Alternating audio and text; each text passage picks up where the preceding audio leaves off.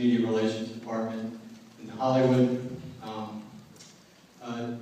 John and Dominic Pagoni have the added pleasure of dealing with my media wreckage from season to season. And this is a perfect example. I got a call from Solberg a few days ago, and he's like, this guy called me up, and I think you called him a douchebag season 3, and I can't remember if he's on the cunt list or not.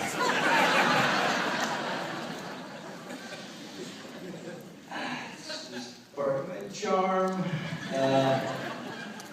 And I apologize for that, and thank you. The two elements people love most about Sons of Anarchy, I think,